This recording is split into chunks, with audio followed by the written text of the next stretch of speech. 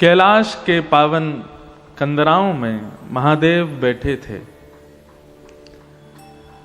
ध्यानस्थ होकर के बैठे थे। पार्वती नित्य उनका दर्शन करती है और नित्य दर्शन करके मन में विचार करती हैं, बाकी सब तो देव हैं परंतु ये महादेव हैं, और महादेव होने के बाद भी पूरा विश्व इनका चिंतन करता है, लेकिन ये नेत्र बंद करके किसका ध्यान करते हैं, किसका स्मरण करते हैं।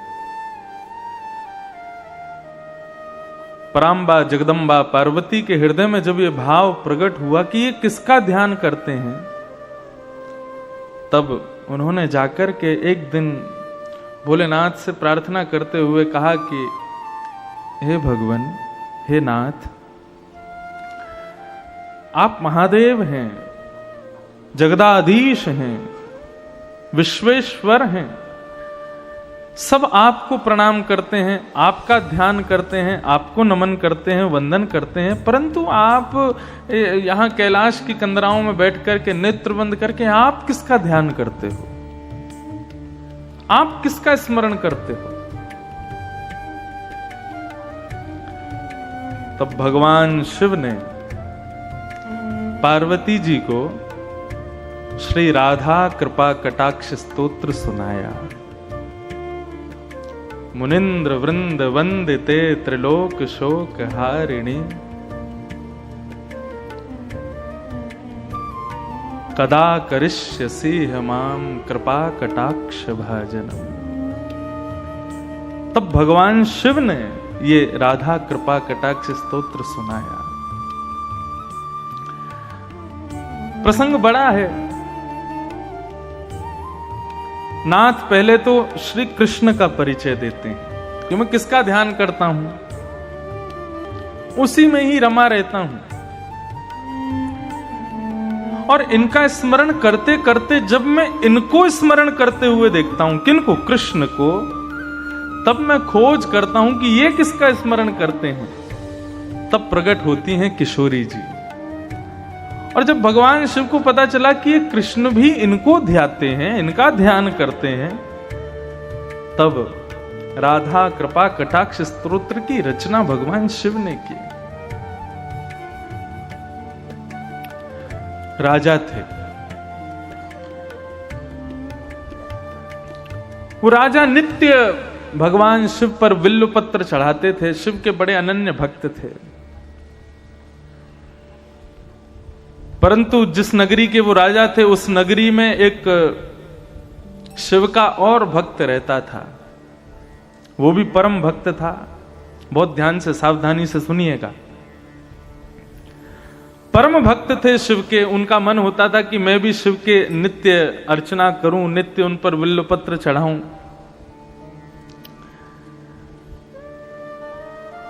एक बार उन्होंने विचार किया कि बेलपत्र का सबसे सुंदर वन कहां है, तो किसी ने उनको बताया कि भैया बिल्वपत्र का सबसे सुंदर वन जो है वो राजा के बगीचे में है।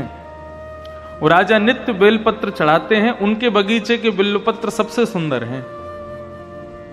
बोले राजा के यहां से बिल्वपत्र कैसे लिया जाए, क्योंकि वैष्णवों की और शैवों की एक आदत होती है, वो कोई भी सुंदर वस्तु का दर्शन करते हैं तो उस सुंदर वस्तु को अपने प्रयोग में ना लेकर के वो अपने इष्ट को प्रदान करने का भाव ज्यादा रखते हैं। जैसे हमारे वृंदावन में कई ऐसे भक्त हुए, वो कुछ भी सुंदर वस्तु को देखते हैं तो वस्तु देख करके उनके मन में भाव आता है कि हमारे ठाकुर जी को पहुंचनी चाहिए।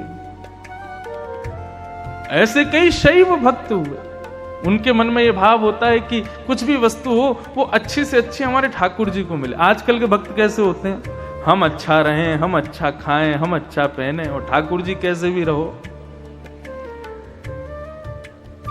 मंदिर में जहां ठाकुर जी विराजते हैं वहां पर कई लोगों के यहां तो पंखे भी नहीं होते। क्यों? विचार ही नहीं उठता मन में।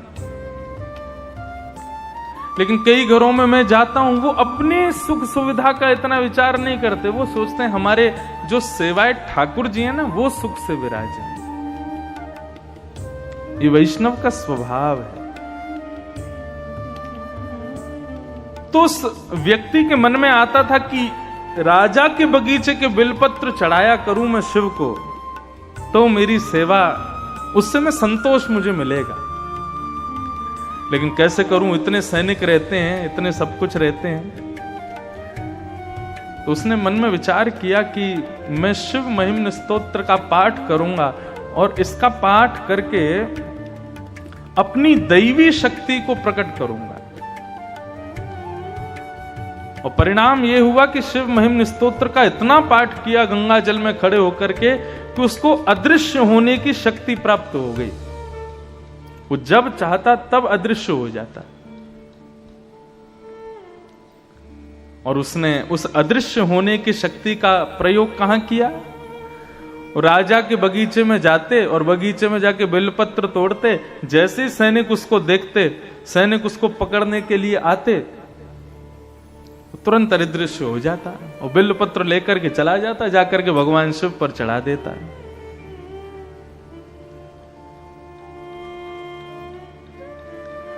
राजा को बड़ी चिंता हुई कि मैं इतने बिल्वपत्र अपने बगीचे में उगाता हूं शिव की आराधना के लिए, और ये व्यक्ति अपनी दैवी शक्ति से अदृश्य होकर के सारे पत्रों को ले जाता है, मुझसे पहले चढ़ा देता है। मेरा बगीचा, मेरी मेहनत और बिल्वपत्र चढ़ाता कोई और है। राजा ने ये चिंता जाकर के अपने गुरुदेव को बताई। तो इनके गुरुदेव ने आज्ञा की कि भैया देखो, ये जितनी भी दैवी शक्तियां होती हैं, इनका नाश कब होता है? कुसंग से नाश होता है, दूषित भोजन करने से नाश होता है, दूषित क्रियाएं करने से नाश होता है, और सबसे सहज नाश होता है ठाकुर जी के निर्माल्य पर यदि पैर पड़ जाए तो भी हमारी दैवी शक्तियां नष्ट हो जाती हैं। निर्माल्य मतलब ठाकुर जी के गले में चढ़ा हुआ पुष्प है, पत्र है, प्रसाद है, यदि उस पर आपका पैर लग गया तो पैर लगते ही आपकी दैवी शक्ति नष्ट हो जाएगी। हां, केवल इतना है कि जहां मंदिर परिसर है, मंदिर परिसर में अगर चढ़ जाए, पैर कहीं लग जाए ठाकुर जी के निर्माल्य पर, तो दोष नहीं है। मंदिर से बाहर यदि ठाकुर जी के निर्माल्य पर आपने पैर रख दिया तो वो घातक है। आप नेत्र बंद करते हो, ठाकुर जी प्रकट हो जाते हैं, उनका दर्शन होता है, यह भी एक दैवी शक्ति है। लेकिन आपकी भक्ति में, आपकी सेवा में यदि लेश होने लग जाए तो समझ लेना आपने कहीं ना कहीं अपराध तो किया है, किसी निर्माल्य पर चरण तो रखा है।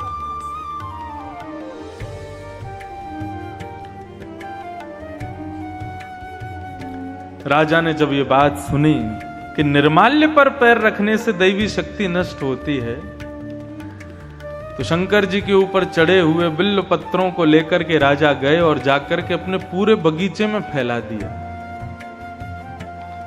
अर्धरात्रि का समय होगा, जब वो भक्त आएगा, वो चोर आएगा, उसको पता नहीं होगा, वो निर्माल्य पर पैर रख देगा तो उसकी शक्ति नष्ट हो जाएगी।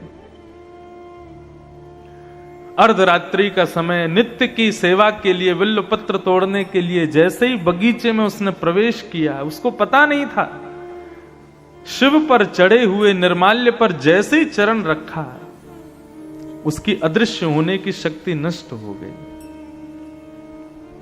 उसको पता नहीं था अभी तक, वो तो दिखाते हुए जाता था, जब सैनिक पकड़ने आते थे तब अदृश्य होता था। आज बिल्वपत्र तोड़ने लगा, सैनिक जैसे ही तलवार लेकर के उसको पकड़ने के लिए जाने लगे, उसने जैसे ही अदृश्य होना चाहा, लेकिन आज वो अदृश्य नहीं हो पाया और सैनिकों ने उसको पकड़ लिया। बोले आज आ गया पकड़ में। अब तो वो घबराने लगा, चिंता करने लगा, क्या करूं, कहां जाऊं, कैसे बचूं। सैनिकों ने राजा को बता दिया, बोले कि आज हमने उसको बंदी बना लिया है, पकड़ लिया है। राजा उसको मारने के लिए जैसे ही समीप आने लगे, उस भक्त ने नेत्र बंद करके महादेव का स्मरण किया और स्मरण करते हुए कहने लगा, हे महादेव, मानता हूं कि मैंने चोरी की है, लेकिन किसकी की? पत्र की है। किस लिए की? आपकी आराधना के लिए की है। यदि इससे किसी की संपत्ति नष्ट हुई हो, इससे किसी की आराधना नष्ट हुई हो, तो मैं क्षमा मांगता हूं। लेकिन नाथ, मैंने तो केवल आपकी सेवा के लिए इस कार्य को किया था, आप मुझ पर कृपा करो। और नेत्र बंद करके महादेव का स्मरण करते हुए वहीं खड़े खड़े शिव महिम्न स्तोत्र का गान करना प्रारंभ किया। गान करते करते करते करते करते जैसे ही महिम्न स्तोत्र विराम हुआ, राजा ने जाकर के अपनी तलवार से उस पर प्रहार करना चाहा।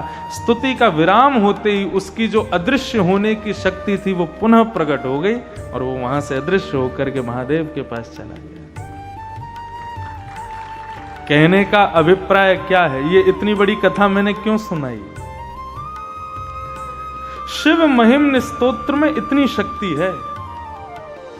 यदि आप नित्य श्रावण मास में गंगा में कंठ भर जले में खड़े होकर के नित्य 108 शिव महिम्न स्तोत्र का गान करो, पाठ करो, मन चाही सिद्धि प्राप्त कर सकते हो। यहां तक कि अदृश्य होने तक की सिद्धियां प्राप्त हो जाती हैं शिव महिम्न स्तोत्र से। ऐसे स्तुतियों के राजा हैं शिव महिम्न स्तोत्र, लेकिन वो शिव भी किसकी आराधना करते हैं? हमारे श्री कृष्ण की, हमारी श्री किशोरी जी की आराधना करते हैं, हमारी श्री लाडली जी का नाम गाते हैं।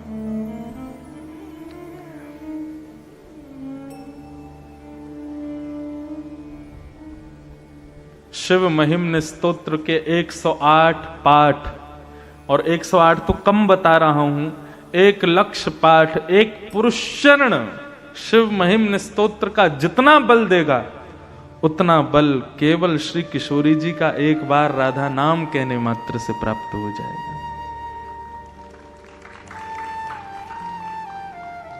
कहे तो सही। अब सूरदास जी वहां पर ठाकुर जी को धमकी और देते हैं। सूरदास जी नेत्रहीन है, नेत्र नहीं है उनके पास। कोई कहता सूरदास जी आपको तो भगवान ने आंख ही नहीं दी। सूरदास जी बोले मुझे भगवान ने आंख इसलिए नहीं दी क्योंकि ठाकुर जी कहते हैं कि भाई संसार इतना मायावी है, जो इसको देखता है वो इसी का हो जाता है। हे सूरदास, मैं तुझे आंखें नहीं दूंगा ताकि तू मेरे अलावा किसी का होए ही ना कभी। सूरदास जी से किसी ने कहा आपको तो आंख नहीं दी भगवान ने, तो सूरदास जी दूसरा उदाहरण क्या देते? बोले मुझे ठाकुर जी ने आंख इसलिए नहीं दी, संसार को आंख दी है। मानो भगवान सबसे कह रहे हैं तुझको आंख दी, तू अपने आप अपना रास्ता देख करके चल, कहीं गड्ढा हो तो बच के चल, कहीं ठोकर आवे तो बच के चल। मैंने सूरदास को आंख क्यों नहीं दी? बोले सूरदास को आंख इसलिए नहीं दी, बोले इसकी उंगली पकड़ के तो मैं ही चलूंगा। आंख नहीं दी तो सूरदास जी तो खुश होते।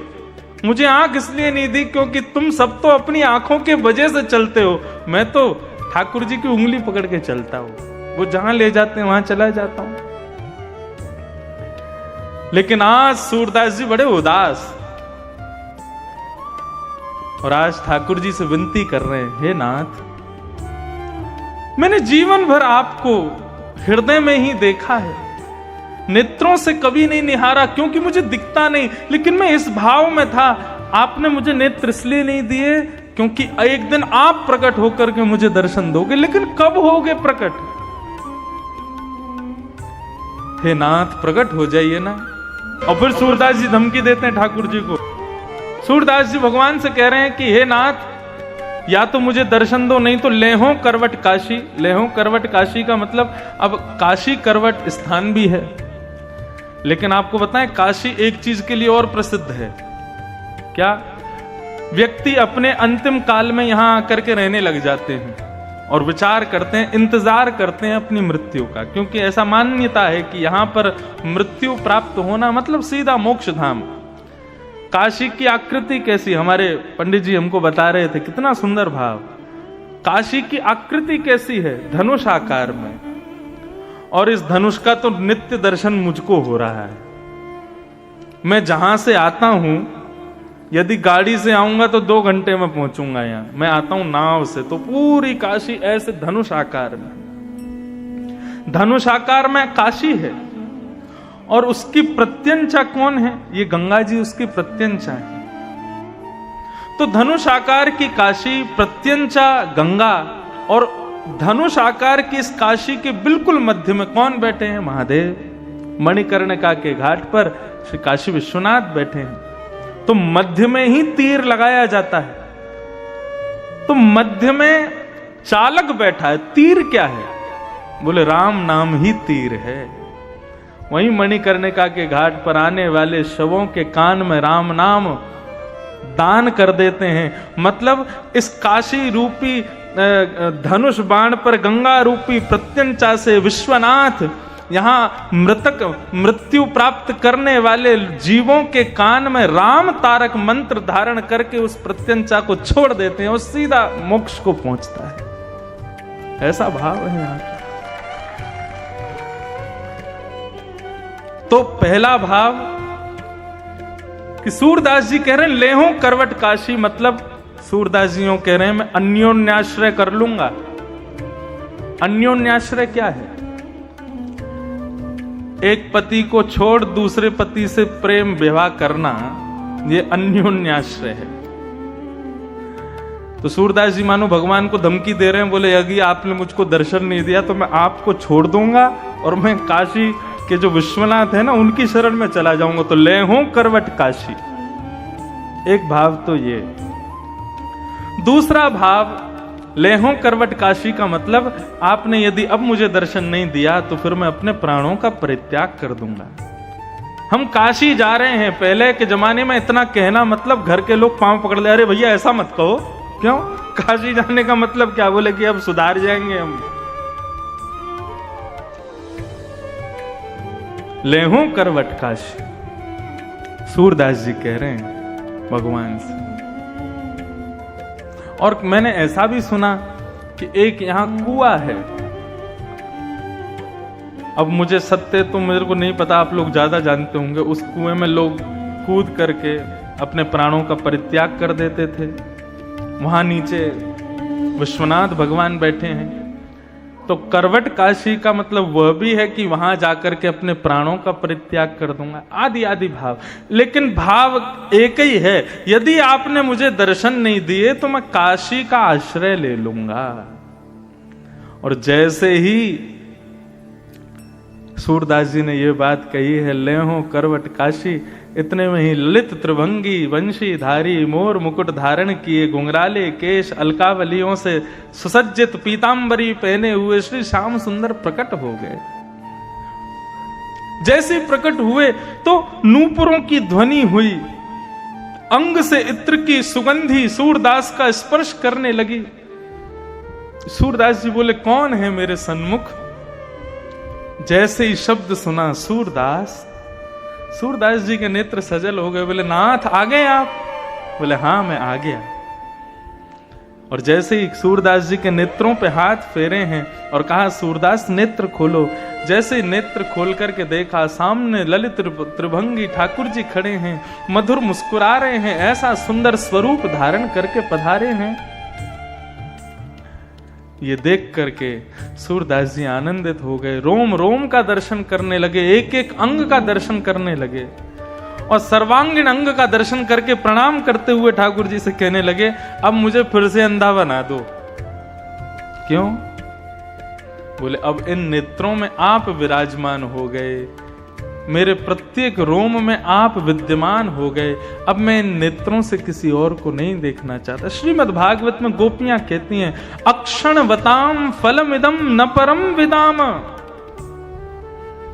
इतना बढ़िया सूत्र गोपियों ने कहा है। गोपियां कहती हैं इन आंखों से स्विट्जरलैंड देखना, न्यूजीलैंड देखना, कश्मीर देखना, कन्याकुमारी देखना, सिंगापुर चले जाना, आदि आदि देश का भ्रमण करके इन आंखों से देखना, तुमने आंख पाकर के कुछ नहीं किया। धन मिले तो धन का सदुपयोग करो। ये आंख मिली है तो इनका सदुपयोग क्या है कि जो काशी विश्वनाथ आज मंदिर में बैठे हैं, एक स्थिर होकर के बैठे हैं, नित्य उनको देखना भी इन आंखों की सार्थकता नहीं है। इन आंखों की सार्थकता कब हो कि जब तुम गंगा के घाट पर, काशी के किनारों पर जब घूम रहे हो तो एक दिन एकांत में वही विश्वनाथ भ्रमण करते हुए तुमको दिखाई दे जाए, तो समझना इन आंखों को पाकर के हमने इनको सिद्ध किया है। गोपियां कहती हैं, इन आंखों से यदि श्याम सुंदर को चलते फिरते, मुरली बजाते, आनंद करते, रास विहार करते नहीं देखा, तो इन आंखों का तुमने सदुपयोग ही नहीं किया। सूरदास जी कहते हैं, अब आंख मिल गई और आंख को देखना जिसको है वो मिल गया, अब मुझे कुछ नहीं चाहिए। जिन नयनन में पी बसे दूजो ना ही समाए, अब मुझे फिर से नेत्रहीन बना दो।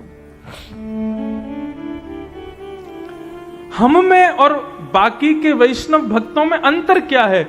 हम अपनी प्रत्येक इंद्रिय से संसार को भोगना चाहते हैं। आंखों से सुंदर देख लें, जीभ से सुंदर खा लें, कानों से सुंदर सुन लें, त्वचा का सुंदर से सुंदर स्पर्श कर लें। इसी की भागदौड़ में हम लोग दिन भर लगे हैं। लेकिन जिस दिन आपकी प्रत्येक इंद्रिय या तो हरि या फिर हर के लिए ही प्रयोग करे अपना, उस दिन समझना कि हम पर कृपा हुई। नेत्र केवल उनका दर्शन करना चाहें, कान केवल उनको सुनना चाहें, त्वचा केवल उनका स्पर्श चाहे, पैर केवल उनकी तरफ ही चलना चाहें, जिह्वा केवल उनके प्रसाद का सेवन करे, नेत्र केवल उनका दर्शन करें, तब समझना अब वास्तविक हमारा जीवन श्रेष्ठ हो रहा है।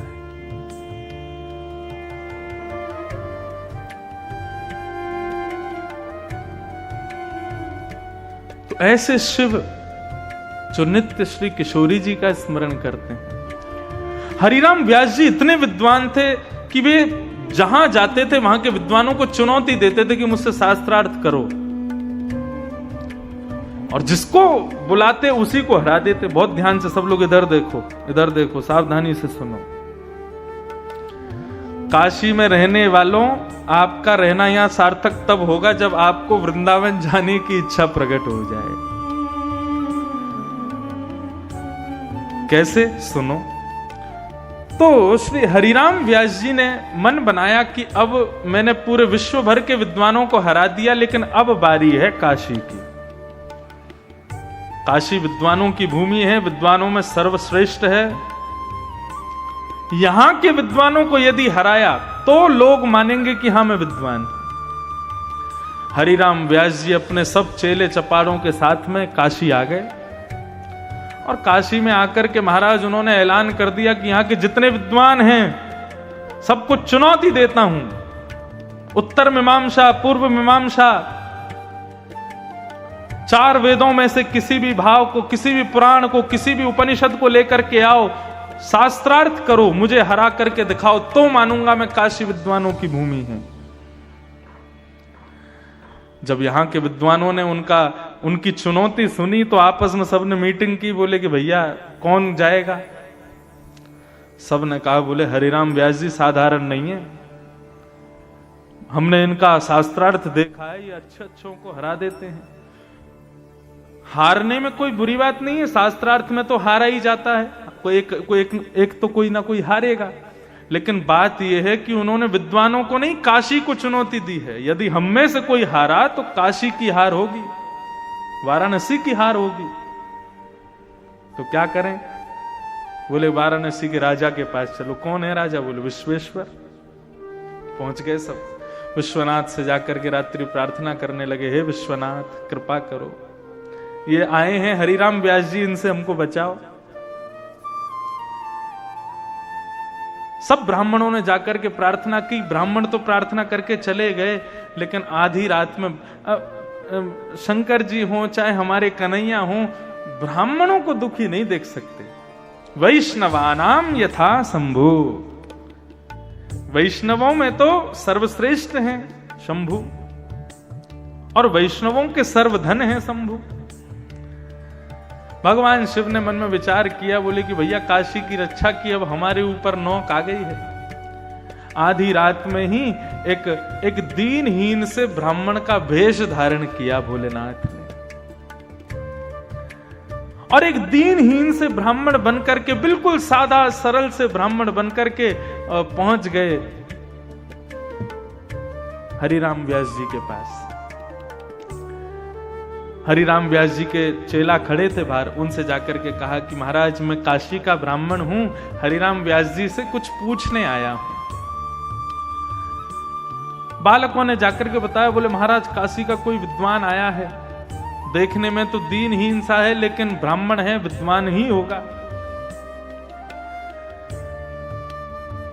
हरिराम व्यास जी तुरंत उठ करके बैठ के बोले, बुलाओ शास्त्रार्थ की सब तैयारियां करो। भगवान शिव भीतर गए और जाकर के हरिराम व्यास जी को प्रणाम करके बैठ गए।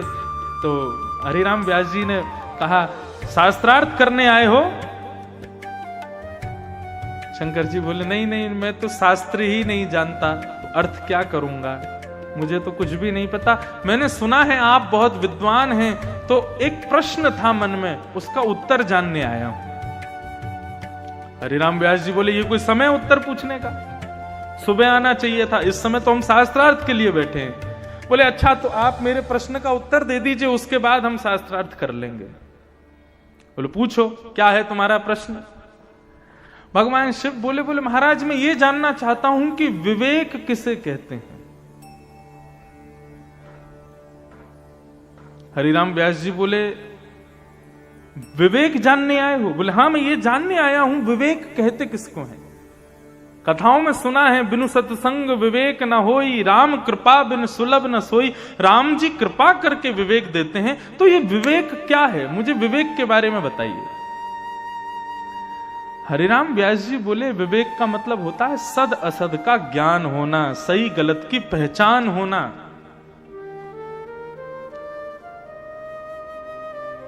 सद असद का ज्ञान ही विवेक है।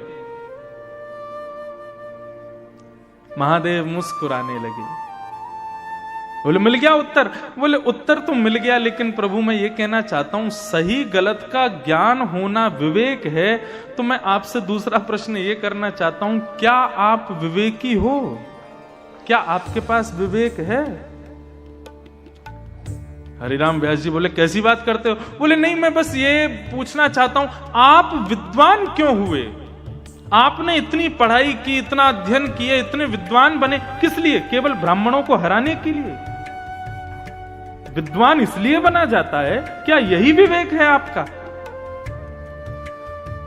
कोई व्यक्ति अध्ययन करता है तो अध्ययन करके उसका कोई ना कोई विचार होता है कि मैं इस ग्रंथ को क्यों पढ़ रहा हूं, इसके पढ़ने के बाद मैं ऐसा करूंगा, मैं ये करूंगा, ये मेरा सत्संकल्प है। लेकिन आपका संकल्प तो हमको इतना मालूम पड़ता है कि आप विद्वान केवल और केवल इन बेचारे सीधे भोले भाले ब्राह्मणों को हराने के लिए बने हो। इतनी विद्या आपने अपने भीतर समा रखी है केवल ब्राह्मणों को हराने के लिए। क्या यही विवेक है आपका? कितने ब्राह्मणों को निराश कर देते हैं आप, कितने ब्राह्मणों को हरा करके हताश कर देते हैं और फिर खुद को विद्वान कहते हैं। क्या यही विवेक है आपका? हरिराम व्यास जी तो मौन चुप बैठे हैं। चेलाओं से कहा बाहर जाओ, गेट बंद करो। बाहर चले गए, गेट बंद कर दिया। हरिराम व्यास जी अपने आसन से उतरे और पैर पकड़ के बोले, तुम ब्राह्मण नहीं हो, कौन हो, जल्दी बताओ। आप साधारण नहीं हैं, आप कौन हैं? रूप बदल करके आए हैं। इतना विद्वान तो मैं हूं कि मुझे पहचान है कि सामने बैठा व्यक्ति कौन है। आपके शब्द, आपके नेत्र मुझे अपनी ओर आकर्षित कर रहे हैं। आप साधारण नहीं हैं, कौन हैं? प्रकट हो जाइए। इतने में ही ध्याये नित्यम महेशम रजत गिरिनिभं चारु चंद्रावतंसम रत्नाकल्पोज्ज्वलांगम पयश मृगवराभीति हस्तं प्रसन्नम पद्मासीनं समन्तास्तु सममृगणैः व्याधिकृत्यं वसानम् विश्वाद्यं विश्ववन्दम् अखिलभयहरं पंचवक्त्रं त्रिनेत्रम्। देवादिदेव महादेव श्री विश्वनाथ भगवान प्रकट हो गए। जैसे ही दर्शन किया है, हरिराम व्यास जी रुदन करने लगे, पूरा शरीर कंपायमान हो गया, चरणों में गिर गए, क्षमा मांगने लगे। बोले नाथ मुझे क्षमा कर दो। भोलेनाथ ने अपने हृदय से लगाया। बोले हरिराम व्यास तुम साधारण नहीं हो, तुम बहुत विद्वान हो, लेकिन तुमको विद्वत्ता इसलिए प्राप्त नहीं हुई कि तुम ब्राह्मणों को हराओ। अरे तुम तो हमारे कुंज बिहारी के, हमारी श्री किशोरी जी की नित्य सखी हो, नित्य सहचरी हो, तुम विशाखा का अवतार हो। तुम्हारे लिए यह काम नहीं है कि तुम जा जा करके और विद्वानों को हराओ। ये काशी तुम्हारे लिए नहीं है। हरिराम व्यास जी बोले तो मैं क्या करूं, आज्ञा करो।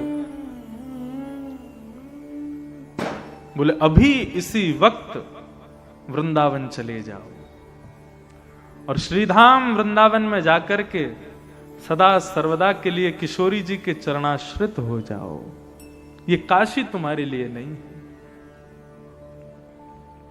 और उसी समय हरिराम व्यास जी अपनी सारी पोथियों को गंगा जी में प्रवाहित करके, बैलगाड़ी भर के पोथियां लेके चलते थे वो, सबको गंगा जी में प्रवाहित किया और गंगा जी को प्रणाम किया, विश्वनाथ को प्रणाम किया और काशी से सीधे वृंदावन चले गए।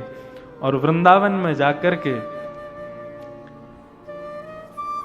वृंदावन के कुंज हमारे मात पिता गुरु बंधु, वृंदावन के लता वृक्ष बल्लरियों को ही अपना भाई बंधु परिवार सखा ये सब के रूप में स्वीकार कर लिया। ठाकुर जी के एक भक्त हुए, उनका नाम था श्री कुंभन दास। क्या नाम था? कुंभन दास। कुंभन दास जी जब गाते थे ना, तो जिस राग को वो गाते थे वो राग सामने खड़ा हो जाता था हाथ जोड़ करके और नेत्रों से आंसू बहाता रहता था। वो कृतकृत्य मानता था स्वयं को जब कुंभन दास जी उसको गाते थे। और क्या कहें महाराज, कुंभन दास जी जब गोवर्धन पर्वत पर जाते थे तो कई राग रागनियां साधारण सा रूप धारण करके आते और आकर के उनसे प्रार्थना करते, कभी हमको भी सेवा में लीजिए, कभी हमको भी गा दिया कीजिए। ऐसे कुंभन दास जी एक बार राग भैरव गा रहे थे और भैरव गाते गाते गाते जैसे गा रहे थे, इतने में ही बादशाह ने, अकबर ने वाहवाही कर दी। वाह वाह वाह। कुंभन दास जी ने देखा ये वाहवाही कौन कर रहा है। किसी ने कहा, बोले बादशाह वाहवाही कर रहे हैं। कुंभन दास जी का वैराग्य कैसा। कुंभन दास जी के घर की स्थिति ऐसी थी कि उनके यहां पर एक समय भोजन बन जाता तो शाम के लिए भोजन नहीं होता था। राजा की वाहवाही पर चाहते तो कुंभन दास जी राजा से अपने घर की पूरी स्थिति सही करवा सकते थे, लेकिन कुंभन दास जी का वैराग्य कैसा। उसी दिन अपनी राग मालाओं में से राग भैरव को निकाल दिया। आज के बाद नहीं गाऊंगा। किसी ने पूछा क्यों नहीं गाओगे? बोले जो राग हम इनको रिझाने के लिए गाते हैं उस राग पर एक छोटे से बादशाह ने वाहवाही कर दी, राग झूठा हो गया। अब ये ठाकुर जी को नहीं दूंगा। गोपाल जी प्रकट हो गए, प्रकट होकर के कहने लगे, बोले कुंभना, ये राजा को मैं नहीं पढ़ा लिखा के तेरे पास भेजो ताकि तेरे घर की स्थिति सुधर जाए, तेरे घर को सब माहौल सुधर जाए। तूने राजा को ऐसे दुत्कार दियो, ऐसे भगा दियो, वहां के सामने राग ही फाड़ दियो। कुंभन दास जी क्या कहते हैं? बोले यदि राजा जो सामग्री लाया था वो उससे ले लेता तो अभी मुझे समझाने के लिए आप मेरे पास नहीं आते। आप मेरे पास क्यों आ गए? क्यों मैंने राजा की दी हुई वस्तु को भी ठुकरा दिया। ये है वैराग्य।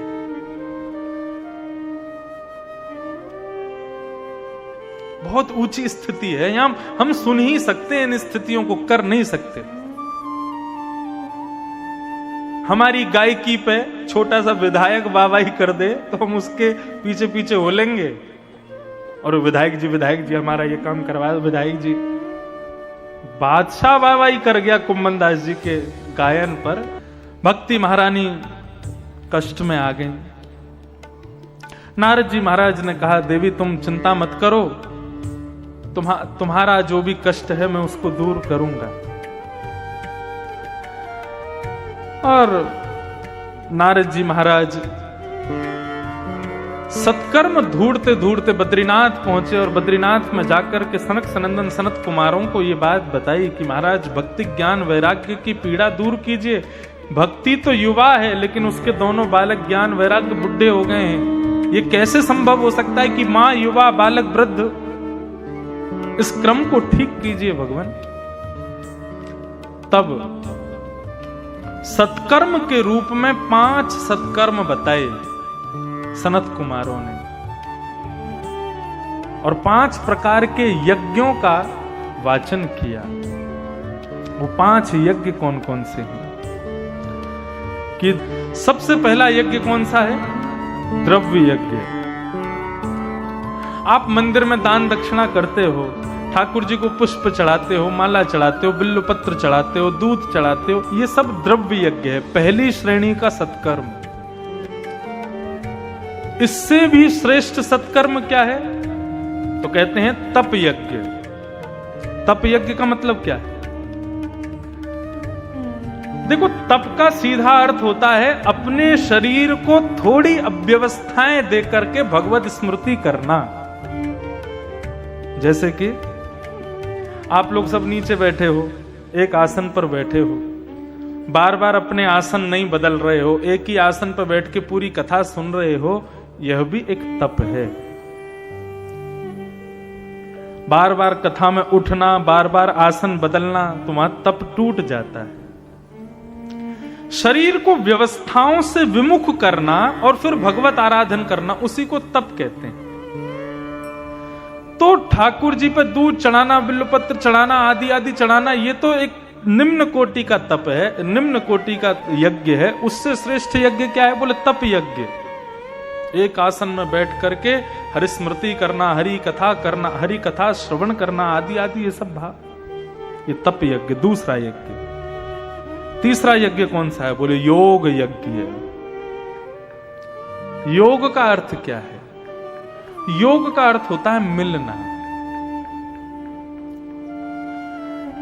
हम किससे संबंध रखते हैं? वैष्णवों से संबंध रखते हैं, भक्तों से संबंध रखते हैं, जिसके सिर पर उर्ध्वपुंड है, त्रिपुंड है, उससे संबंध रखते हैं। जो ठाकुर जी की आराधना करता है, ठाकुर जी की भक्ति करता है, ठाकुर जी का नाम गान करता है, उससे संबंध रखते हैं। यह योग यज्ञ है।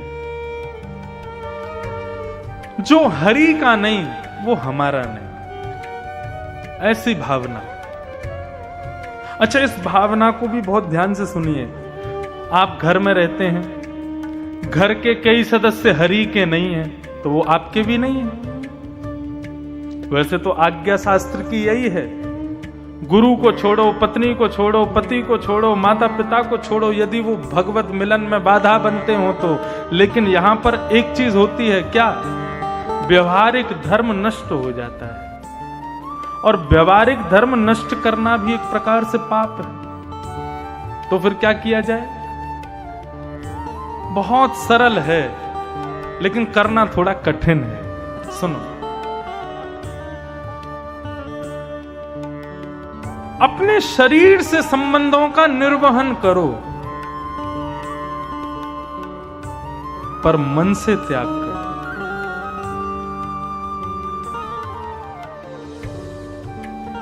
अभी विदेश यात्रा पर था मैं, वहां कई लोग मिले, वो बोले महाराज जी हम बहुत भक्ति करते हैं, लेकिन हम ऐसे देश में रहते हैं, यहां पर हमारे पास 4 लोग बैठे हैं, तो वो 4 लोग भी गौ मांस भक्षी हैं,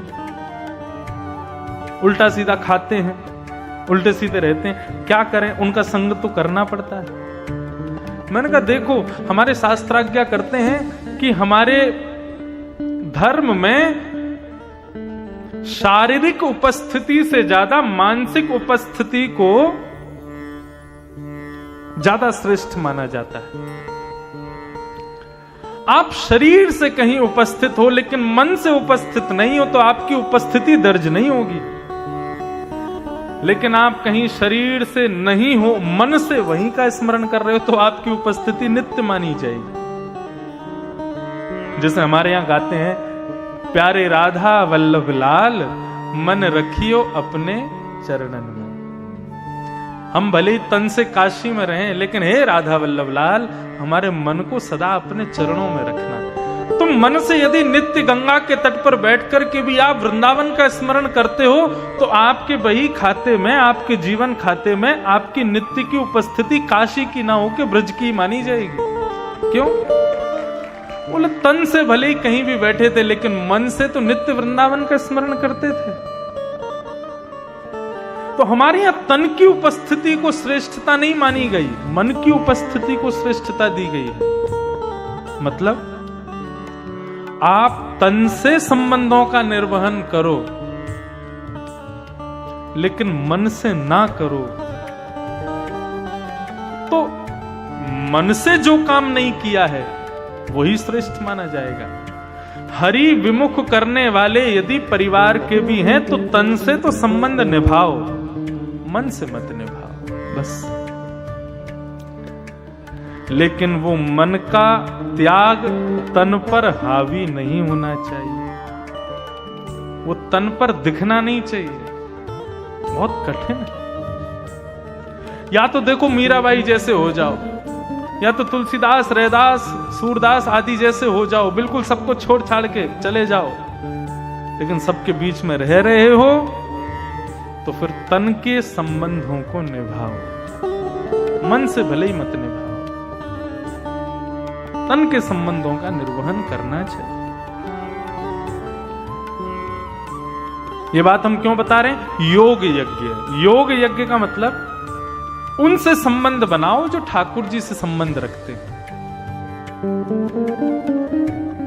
द्रव्य यज्ञ, तप यज्ञ, योग यज्ञ, और उसके बाद चौथा आता है स्वाध्याय यज्ञ। आप नित्य काशी विश्वनाथ दर्शन करने जाओ, उसका जो फल मिलेगा, और नित्य काशी ना विश्वनाथ का दर्शन ना करके नित्य अपने घर में बैठ करके कभी शिव महापुराण का स्तुति पाठ करो, कभी भागवत महापुराण का पाठ करो, कभी रामचरितमानस का पाठ करो, तो काशी के नित्य दर्शन करने से ज्यादा आपको प्राप्त होगा फल, यदि आप स्वाध्याय करते हो। और वो तो सोने में सुहागा हो जाएगा कि आप मानस लेके, पुराणों को लेके वहीं मंदिर में ही बैठ के ठाकुर जी को सुनाओ। सबसे प्यारी आराधना क्या है भगवान की? बिल्व पत्र चढ़ा रहे हैं, दूध चढ़ा रहे हैं, जल की धारा चढ़ा रहे हैं। आज तो मैंने देखा महाराज, सुबह जितनी देर पुजारी जी अभिषेक कर रहे थे उतनी देर तो शंकर जी ऐसे लग रहे थे वाह प्रसन्न मुद्रा में बैठे हों, और जैसे ही पुजारी जी निकले और महाराज भीड़ का आक्रमण हुआ भगवान शिव पर। मैं जब गर्भगृह में गया तो मैंने देखा असंख्य बिल्व पत्र जाने कहां से बरस रहे थे ऊपर से। कोई दूध चढ़ा रहा, एक ने तो लोटा ही फेंक दिया वहीं। मैंने कि शंकर जी सिर पकड़ के बैठ गए होंगे। मेरे हिसाब से आपके जल चढ़ाने से, बिल्व पत्र चढ़ाने से, दूध चढ़ाने से शायद उनको उतनी प्रसन्नता ना हो। वहीं विश्वनाथ के कॉरिडोर के किसी कोने में बैठ कर के मानस की चौपाइयां गा दोगे, भागवत के श्लोक गा दोगे तो महादेव प्रसन्न हो जाएंगे, आनंदित हो जाएंगे। मुझे बुला रहे थे पुजारी जी, अंदर आओ अंदर। मेरा इच्छा नहीं थी, मैंने कहा आपने अभिषेक कर दिया, मैं अभिषेक अपनी वाणी का कर रहा हूं 80 घाट पर, मैं उसी से ही आनंदित हूं। मुझे नहीं ये चढ़ाना, आपने चढ़ा दिया, हो गया। ये समझना यही विवेक है। मंदिर में होड़ रहती है कि इसने दूध चढ़ाया है तो मैं भी चढ़ाऊंगा। पॉलिथिन फोड़ के अमूल वाली लेके आएंगे, सीधी धार शंकर जी पे। आहा, महादेव खुश हो गए, अमूल वाला लाया, सस्ता वाला नहीं लाया था। सबसे महंगा दुग्धाभिषेक है मानस के सुंदर चौपाई, भागवत के सुंदर श्लोक, इनसे अभिषेक करो। इनसे बढ़िया पंचामृत नहीं है। मैं तो अपने श्रोताओं से कहता हूं कि केवल सुनने तक सीमित मत रहो, कुछ लेकर के जाओ, याद कर लो इन श्लोकों को, इन पदों को, इन भावों को, इन चौपाइयों को। और क्या करो? बोले कोई दुनिया के लोग नहीं सुनेंगे क्योंकि वो इसके लायक है ही नहीं। इसके सबसे बड़े श्रोता तो महादेव ही हैं, उन्हीं को सुनाओ, प्रसन्न हो जाएंगे। रावण से प्रसन्न होने का एकमात्र कारण यही था महादेव का, क्योंकि वो सुनाता था, वो गाता था, वो जाकर के कहता था, इसलिए प्रसन्न होते थे।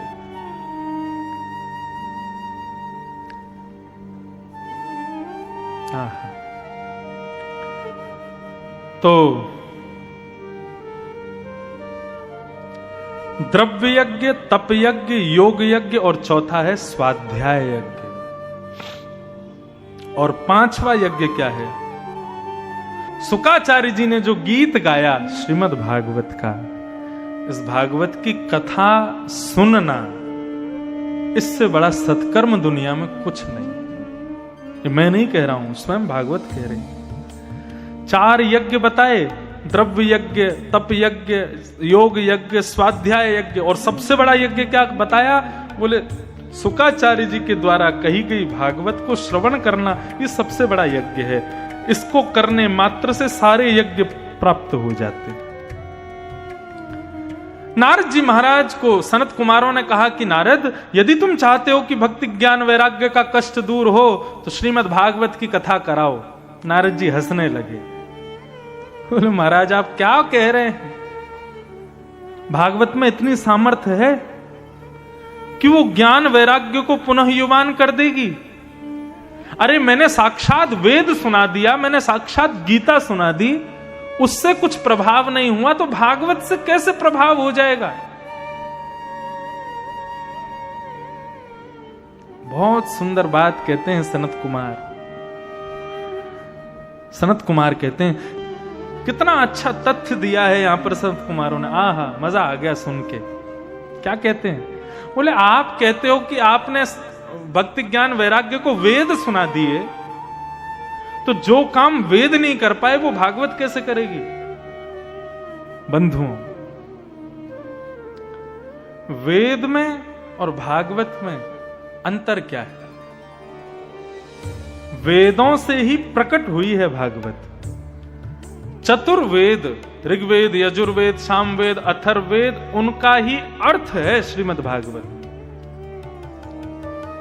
तो यहां पर इतनी अच्छी बात कहते हैं, बोले कि देखो भाई, भागवत इसलिए श्रेष्ठ है क्योंकि तुमको यदि दिया जलाना है तो दिया दूध से नहीं जलेगा, जबकि दूध में घी होता है। लेकिन फिर भी आप दूध से दिया नहीं जला सकते। यदि आपको दिया जलाना है तो दूध को बासा करना पड़ेगा, जब वो दही बन जाएगा तो उसको मथना पड़ेगा, जब उसको मथोगे तो नीचे छाछ रह जाएगी, ऊपर मक्खन आएगा, उस मक्खन को घी बनाना पड़ेगा, जब वो घी बन जाएगा तब उसको दिए में डालोगे, अग्नि प्रज्वलित करोगे, दिया जल जाएगा। आपके एक हाथ में एक गिलास दूध दे दिया जाए, दूसरे हाथ में एक गिलास घी दे दिया जाए और कहा जाए एक को छोड़ना पड़ेगा, किसको छोड़ोगे? किसका त्याग करोगे? दूध का कि घी का? दूध का कर दोगे। क्यों? घी उसका तत्व है, घी मूल्यवान है, घी वो प्रदान कर सकता है जो दूध में शक्ति नहीं है। तो श्रीमद् भागवत, वेद क्या है? बोले वेद दूध है, और श्रीमद् भागवत उसी दुग्ध से प्रकट हुआ घी है। ये जीवात्मा रूपी दिए जो हैं, ये जीवात्मा रूपी, श्रोता रूपी दिए जितने भी बैठे हैं, इनको दूध से प्रज्वलित करना चाहोगे कभी नहीं हो पाएंगे। इनको प्रज्वलित करना है तो उसके लिए घी ही डालना पड़ेगा, और श्रीमद् भागवत घी है। तभी देव आनंदित होते हैं जब घी का दिया जलता है। श्रीमद् भागवत घी के समान है। भूख लगने पर आम के वृक्ष को खाओगे तो ना तो पेट भरेगा ना स्वाद आएगा, लेकिन उस वृक्ष पर ही प्रकट होने वाले आम को खाओगे तो पेट भी भर जाएगा, स्वाद भी आ जाएगा। वृक्ष वेद हैं और उन वृक्षों का पका हुआ फल श्रीमद् भागवत है। निगम कल्प तरोर गलितम फलम सुखमुखाद अमृत द्रव संयुतम पिबत भागवतम रसमालयम मुहुरहो रसिका भुवि भावुका। कल्प तरोर गलितम फलम, पका हुआ फल है श्रीमद् भागवत वेद का, इसका सेवन करो। तब नारद जी की दृष्टि खुली। नारद जी ने कहा अब तो भागवत की कथा ही करानी है, कहां कराई जाए? बोले आनंद नाम के वन में कराओ। गंगा द्वार समीपे तू तटमानंद नामकम, हरिद्वार से पहले एक आनंद नाम का वन पड़ेगा जिसको ऋषिकेश कहते हैं, वहीं पर ये भागवत की कथा कराओ। और भागवत की कथा करेगा कौन? बोले व्यास तुम खुद खोज के लाओ। नारद जी बोले अब आपने स्थान बताया, आपने भागवत का मार्ग बताया, कथा भी आप ही सुनाओ। और सनक सनंदन सनातन सनत कुमार व्यास बने। भागवत की कथा आनंद नाम के वन में हुई। नारद जी उसके श्रोता बने और यजमान भक्ति ज्ञान वैराग्य बने।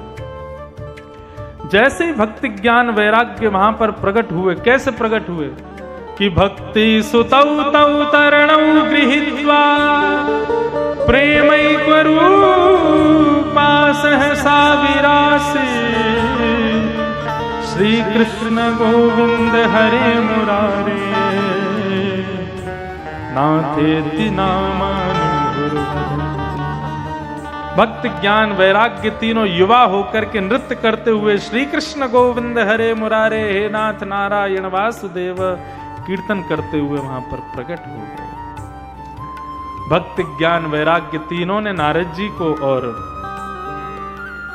व्यास को प्रणाम किया और नारद जी से कहा हमारे लिए उचित स्थान बताओ, हम कथा पंडाल में कहां बैठे। नारद जी ने इतना सुंदर स्थान दिया, बोले कि हे भक्ति महारानी, ये जितने भी वैष्णव कथा श्रोता बैठे हैं इनके हृदय रूपी आसन पर जाकर के आप बैठ जाओ। निरंतरम वैष्णव मानसान। और ज्ञान वैराग्य की वृद्धता दूर हुई।